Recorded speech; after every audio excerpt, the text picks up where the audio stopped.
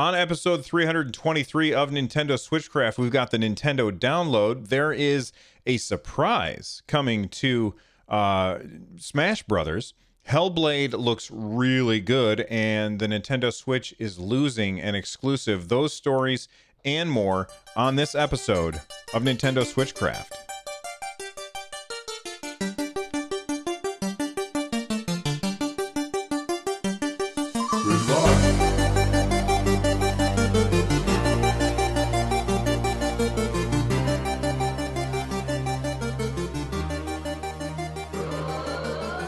Hey everybody, welcome back to Switchcraft. It is your source for all things Nintendo.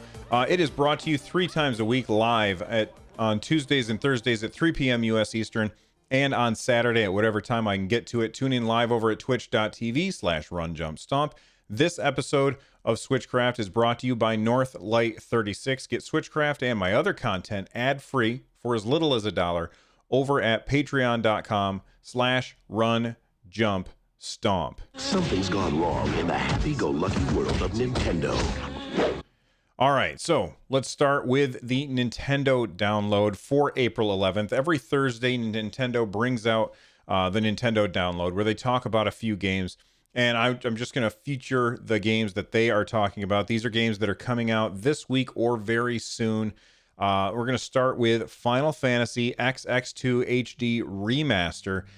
This is 2 games in one. You're getting 2 games for the price of one, except remember, if you buy the physical version, only one of those games is actually on the cartridge. The other one is a download.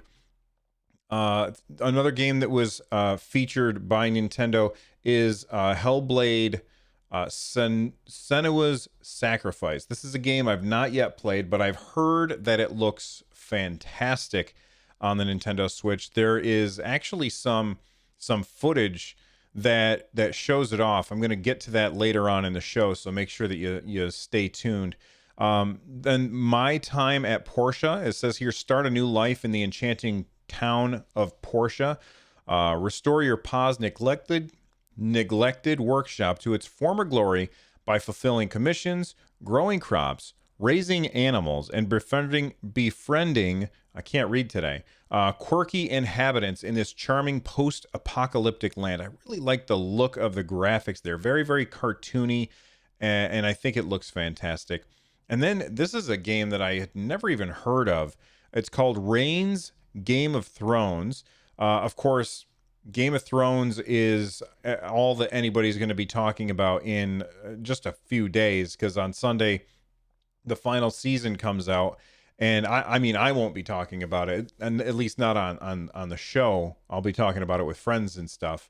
But you know, we've got a tie-in. Remember those days of the video game TV show tie-in where every time there was a big movie that would come out, you would also get a game that would come with it. And this is kind of that thing. These are making a comeback, except now it's based around TV shows. We've got Game of Thrones, and oh god, what's the Netflix show? Stranger Things. There's a Stranger Things 3 video game coming out. But Game of Thrones says it is the heir to the award-winning HBO Game of Thrones series and the smash hit Swipe 'em Up series Reigns of Nereal and Developer Digital. I'm very confused by this. It says employ ruthless tactics to outwit political rivals and wield impervious charm on your fickle bannermen. Maintain the balance and favor of the people to extend your reign and maybe one day survive the horrors of the coming winter. Seems really weird. I'm not sure much about that game. Then there's Mortal Kombat 11. You can pre-purchase. That game comes out later on this month. I think on the 23rd. I could be wrong about that though. It's Mortal Kombat 11. If you like gratuitous violence and ridiculous amounts of gore, then that game's probably for you. It's not really for me. I think that series peaked, and this is from somebody who stopped playing them after Mortal Kombat 3. But I think that series peaked on the second one. I loved Mortal Kombat 2. I put mountains of quarters into it in the arcade, but I'm just not interested anymore. I prefer to play other stuff. Special shout out to just a reminder that we've got starting tomorrow at 6 a.m. Pacific through April 14th at midnight Pacific. We've got our not me, not the royal we. I mean everybody. People in Nintendo Land.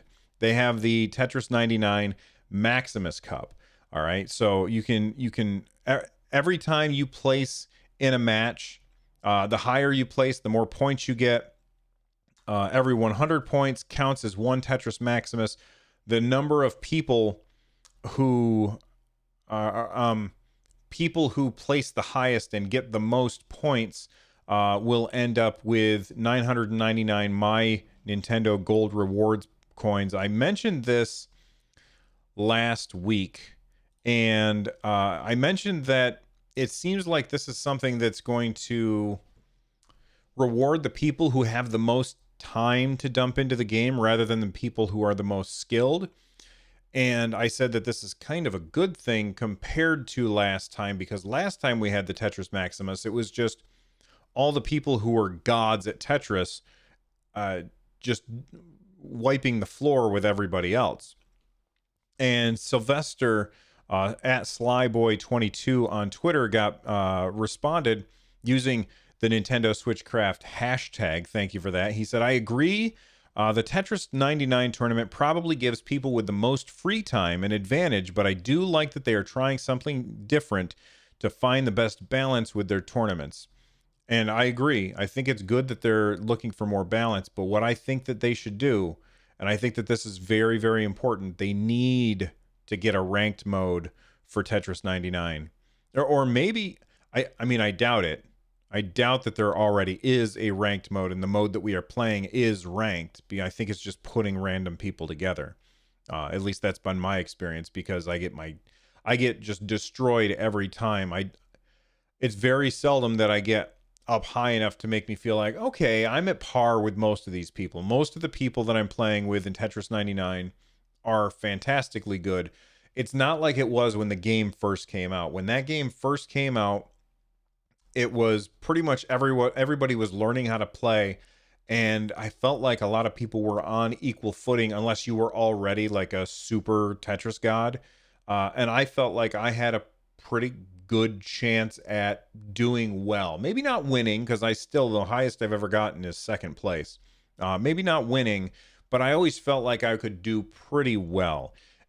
And every time I've played it recently, I just get destroyed almost instantaneously. And I feel like that's because the people who have been playing the game have gotten better, but the game isn't taking those people who have gotten better and separating them from the filthy casuals like myself, who just want to sit down and play a Tetris game. But man, I just get destroyed whenever I play it. So I kind of reverted back to Puyo Puyo Tetris, which is a fantastic Tetris game. If you've never played it, it's really, really good. And it has a single player mode, which I really, really like. So Puyo Puyo Tetris is where I've been getting most of my puzzle play. But I might sit down this weekend and, play a couple matches of Tetris 99 and see how we do. Sorry, I got distracted. Let's go back to the Nintendo download. Let's see, other games that are coming to the Nintendo Switch this week or very soon. We've got A Dark Room available on the 12th. Forbidden Romance on the 17th. Let's see, what other games are jumping out at me? Neither of those jumped out at me, but they actually had dates written next to them. Rolling Sky is on April 12th. Shadowgate I actually have played. It is this remake of an old Nintendo Entertainment System game where it's a first-person adventure. There's like this very painted canvas in front of you, and you can take torches off the wall and pick up items and unlock doors and stuff. It's very neat. If you want more information about that, check out my YouTube channel. What else is coming out very soon? Trooper Brook is a point-and-click adventure that comes out on April 17th.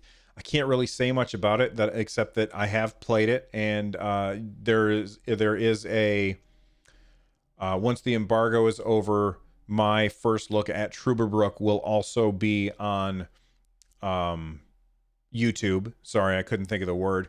And then Vaporum is coming as well later this week. Vaporum is this very cool first-person dungeon crawler set in like a steampunk universe. And again, I've got a video over on my YouTube channel. I don't know if that video is live yet because I can't remember when the embargo is, so I won't really say much about the game. But it's a dungeon delving steampunk first-person game.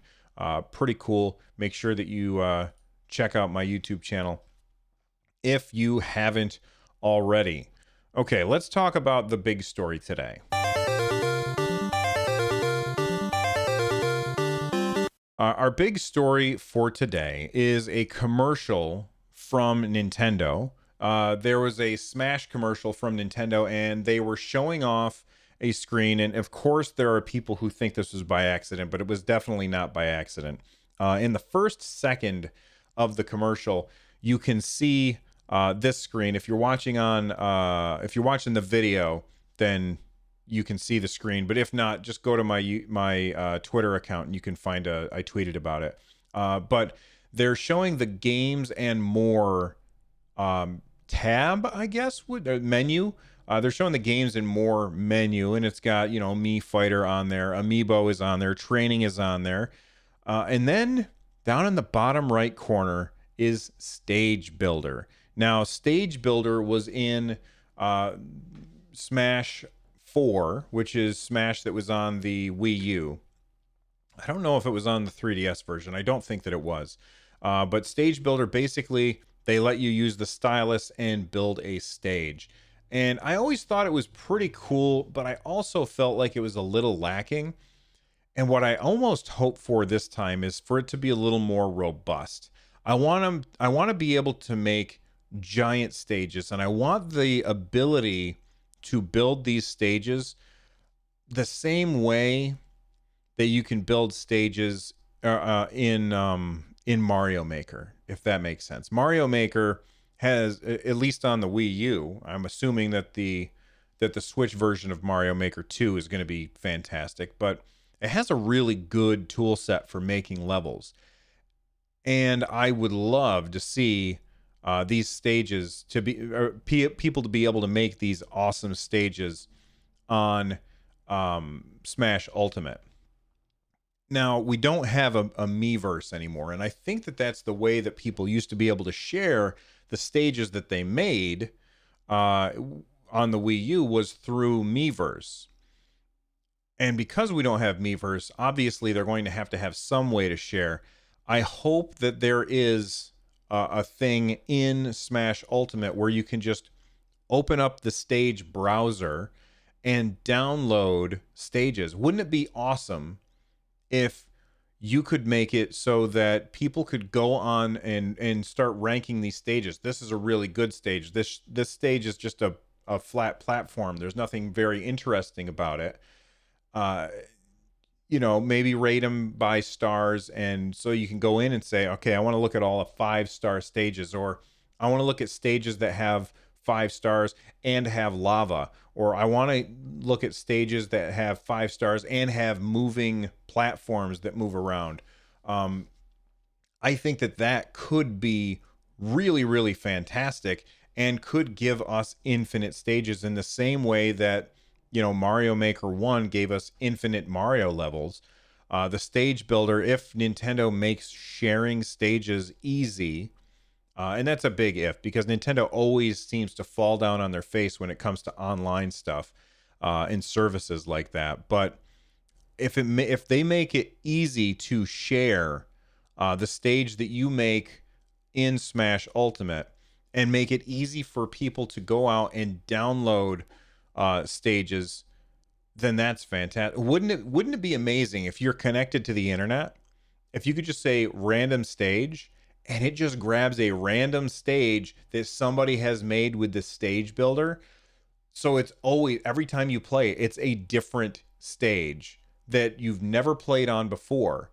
I think that would be fantastic. And I think that at the end of the day, that would really increase the longevity of Smash Ultimate, which I'll be honest, I have not played in a while. And it's not because it's a bad game. I've played it a bunch. I have probably 100 hours in Smash Ultimate. I've really enjoyed it. I just haven't been playing much lately. I'm curious as to what you guys think about the stage builder. Do you think Nintendo's going to do right by us and make it easy to share and easy to find new stages? If so, let me know. Shout at me on Twitter. All right, let's move on. I'm a coming, Luigi. All right, let's talk about Hellblade: Senua's Sacrifice. I've not played this game at all. Okay, I've never played this game. But there's this, oh gosh, I have to rewind because it was a Contra Network did this comparison between the PS4 version and the Nintendo Switch version of Hellblade. And it looks pretty good. Like, it's pretty impressive. Let me jump forward a little bit in time. I am impressed at how well the Nintendo Switch looks. It looks a little bit washed out. The colors don't quite pop as much as they do on the PS4 version, but I really think that the people in charge of porting this game over to the Nintendo Switch, they did a great job, and it seemed to hold a solid 30 frames per second, and on the PlayStation it was 30 frames per second as well. It just really goes to show how do I want to say this, how powerful the Switch actually is. I mean, most people, myself included, we always say, oh, the Switch is clearly not as powerful as the other consoles, and it's not. But with enough know-how, it seems like developers are able to push the Switch in ways that are just astounding. And the developer whose name I have forgotten, that has ported Hellblade over to the Switch, they did a great job. I did get a response. I asked on Twitter, I said, this looks pretty amazing. Will you be picking up Hellblade on Nintendo Switch? Why or why not? And Smashblock Games says, I've been waiting to pick this up. Not sure if I'll get it on Switch or the PS4. The Switch port does look amazing, though. And Rabid Geek at Nintendo Fit said, even though I have it on Xbox, I'm planning on getting this for the Switch as well. And, you know, that's something that you can say about the Nintendo Switch. It causes people to, what's the word I'm looking for? A double dip. People have double dipped, myself included, so many times on the Switch just to be able to support a developer or to be able to take their game with them. Tyrannosaurus Rex in chat is letting me know that it was Ninja Theory that made the game. And I know that Ninja Theory made the game, but I don't think that they did the port. I think it was some other company that did the port, and I can't remember who it is off the top of my head. Feel free to let me know at RunJumpStomp on Twitter. Use that hashtag Nintendo Switchcraft. Let's talk about a game that has been an exclusive to the Nintendo Switch, but it's not anymore. Hello, look. Hey, listen. Okay, so when it first came out, Octopath Traveler was a Switch exclusive. And if you've never played Octopath Traveler, it is this really, really beautiful 2D sprite-based game that uses real-time lighting to make the game just like pop off the screen. Beautiful sprite work in the game, great music. The story's pretty good, and the combat is really, really fun. I'm a big fan of Octopath Traveler, and it's not going to be an exclusive to Nintendo anymore, and that's not a big deal. I know that there's a lot of people who are fans of Nintendo, and they're seeing this and they're like, "Oh, come on, Square, what are you doing? Why are you porting this away from Nintendo?" And I don't understand people like that. Like, why is it that you don't want people to enjoy a really good game? Because myself, I have said a million times how much I hate exclusives. I don't like console exclusives. I don't like exclusives that are on Steam. I don't like exclusives that are on the Epic Games launcher. I am very much anti-exclusive. I don't want exclusives. I don't even really like that you can't play Nintendo games on other consoles. Now, I understand why exclusives exist, and I know that they will never go away. Third-party exclusives bother me more than anything else. First-party exclusives are completely understandable, but third-party exclusives, that drives me crazy. I always want the customer to be able to decide, this is the platform that I want to play my game on. This is the platform that I like the most, and that's where I want to spend my money. And if that means that all developers need to port to all platforms, then in the perfect world that Bill is in charge of, that's going to happen. That's not going to happen, but that's what I would like. I would like to be able to say, that game looks awesome. I'm going to play it on the platform that I want to play it on. So when this was announced, let's see, was this today? Yeah, this was announced today, a few hours ago. It's that Octopath Traveler is coming to PC on June 7th. Now, I know that there's a lot of people out there who don't have a Nintendo Switch, and I know that there's a lot of people, well, if you don't have a Nintendo Switch, you're probably not listening to my podcast, but maybe a friend is trying to convince you to get a Switch and you're listening to it. I don't know. Here's what they said. They said, we have some very exciting news for PC gamers. Octopath Traveler is coming to Steam on June 7th. So, add it to your wish list now. And then they kind of describe the game. Octopath Traveler will be available to buy on Steam and from the Square Enix store. Add it to your wish list now. Here's why I wouldn't be excited about this and why you should still play it on the Switch. Square Enix, they make some pretty damn good games. They make some of my favorite games of all time. You know what they don't make? They don't make good ports. Square Enix makes terrible ports. Almost every time they ported a game to PC, it's come with some ridiculous bugs or limitations or terrible controls, because they basically just kind of package it together and throw it over there rather than keeping the idea of the platform in mind that they're porting to.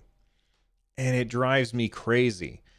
For instance, when Final Fantasy VI was officially ported to the PC, it wasn't the original Final Fantasy VI. No, it was a horrible version of a mobile game that got ported to the PC. Final Fantasy VII has these ridiculous, like you have to launch a separate configuration utility just to change some of the settings on the game. You can't change the settings in the game, even like resolution and things like that. So the first time that you turn on the game and you get into the game, it's like, oh my God, it looks like garbage. Square is very, very bad at PC ports, and I fully expect that the PC port for Octopath Traveler is going to be a dumpster fire. That's what I expect. I would be extremely happy to be proven wrong. Okay? Square Enix, feel free to prove me wrong here, but I don't expect that they're going to do a good job on this port, because they've just taught me to expect very little from them. If you are on the fence about picking up Octopath Traveler, pick it up on the Switch. That is the place to play it. It's fantastic. You can take it with you, and having it on the PC, it's not going to look better. It's not that kind of game. It already looks beautiful on the Switch. I can't imagine it looking better on PC because it's got more powerful hardware. That's not the kind of game that we're talking about here. Let's swip. I don't think about swipping. Let's switch over to feedback. I got a couple of emails to read to you. Reach from his Pac-Man. All right, I got an email from Adam. Adam from Cleveland again says, a great game for Nintendo Labo would be Duck Hunt Remake, a 360 view would be unreal fun. That's actually pretty clever. However, without surround sound, I don't know that it would work. You would have to have something. Maybe just the dog is getting you to turn and look behind you to make your shot. So, like, how would you know if the ducks come up behind you? Or maybe there's just an alert on the screen that says turn around, so you turn around to shoot the ducks. I think that that's a great idea. Thank you very much for the email, Adam. And by the way, if you want to email the show, you can runjumpstomp@gmail.com. Although my email inbox is starting to get too much stuff in it. So I would prefer, if you really want to get on the show, the best way is to tweet at me and use the hashtag Nintendo Switchcraft. Plus, it helps the show for discoverability. All right. I also got an email from Trevor. Trevor says, "Hey, Bill, it's been a while since I last emailed you. Still never miss a podcast. Listening to yesterday's show now and heard you mention VR being better in first person. Astrobot and Moss are two great games on PSVR, and they are both third-person games. I agree that it's silly. Labo VR will have to hold it to your face. I really want to check out Labo VR now that they announced support for Mario Odyssey and Zelda Breath of the Wild, where I wasn't interested before. I'm going to wait for reviews on this mainly because I'm not interested in holding it to my face for more than 5 minutes. Love the show, Trevor." All right. Well, first off, thank you for listening to every episode. We are on episode 323. And pretty soon, it won't be long before I have an episode out for every day of the year. So if you go back and you want to start listening at the beginning, and you should, because there's a lot of good stuff back there. Go all the way back to episode 1.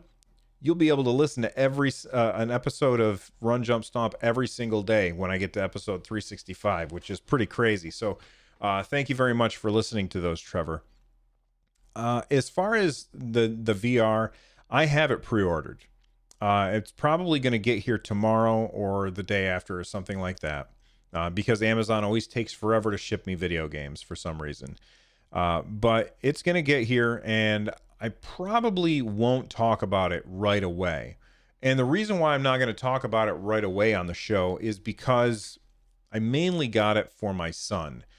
So he's going to be the one to mess around and play with it. And then once he's done building the pieces and stuff, I will check them out and be able to report back. I guess there's already reviews out for it. I haven't looked at them because I don't want them to really like influence me.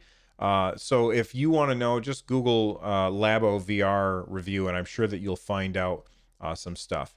I also got an email from Elliot. Elliot says, "Howdy, what will it take for Banjo-Kazooie to be released on a modern console like the Switch? Thanks, Elliot in St. Louis." All right. Elliot, that's a good question. I don't think it's outside the realm of possibility. Now, if you had asked me a year ago if it was possible, I would have said no. And the reason why is because Banjo-Kazooie is, like, that was a game made by Rare, and Microsoft owns Rare. So the idea of Banjo-Kazooie being ported to the Switch is incredibly low. That's what I would have said a year ago. However, Microsoft, Ninja Theory made Hellblade, and that's a company owned by Microsoft. So it's perfectly possible. And the Cuphead developers were approached by Microsoft. Microsoft's the publisher, but the developers were approached by Microsoft, and they said, "Hey, will you port this game to the Switch?" And the developers were like, "Okay, that's awesome, because that's a whole audience out there that we have yet to be able to sell to. Let's sell to them, and we can bring our game to a new platform." That's fantastic. Microsoft and Nintendo, they're like high-fiving buddies all the time now, and it's mostly because Sony's been a jerk, and so Nintendo and Microsoft are basically trying to team up against the big dog. At least that's what it seems like. So it's certainly not outside the realm of possibility that Rare could port Banjo-Kazooie or make a Banjo Kazooie game on modern console like the Switch. I think that is possible, and fingers crossed. If that's the kind of thing that you want, then what I would do is I would tweet at like Major Nelson, at Microsoft, at Nintendo, and I mean, don't be rude about it. Don't be a maniac, but just say, hey, if you made Banjo Kazooie for the Switch, I would buy it from you. You tell a video game company that you want to buy their stuff. Sometimes they like, oh, maybe we'll make some stuff. I don't know. It's just an idea. These people are upset because even after waiting all night, they were unable to get their kids a new version of a game called Dragon Quest. Well, I'm not going to make you guys wait all night. We are done with the episode for today. Look, if you want to become part of the community, it's super easy to do. We've got a bunch of fantastic and really fun people in our Discord community. We call it the Nerd Nest. If you want to join the Nerd Nest, it's super easy. runjumpstomp.com/discord. That's runjumpstomp.com/discord. Get over there, join the Nerd Nest, have conversations with fun people. You can also watch the show live over at my Twitch channel, which is twitch.tv/runjumpstomp. And you can get a hold of me on Twitter at runjumpstomp and use that hashtag Nintendo Switchcraft, because I have other shows and I never know which show to include things in. It just makes it easier for when I'm sitting down to record a show. I can just search for a hashtag and then have feedback from you guys. So keep that feedback coming. If you're looking to support the show, go to runjumpstomp.com/thank you. And if you want to check out those other shows that I just mentioned, very easy to do as well. runjumpstomp.com/shows. The music on today's show is Balloon Trip Remix by Noteblock. Gonna start playing that music right now, and I think we are all done. So head on over to runjumpstomp.com, click all of the buttons. I'll see you guys next time. Bye bye.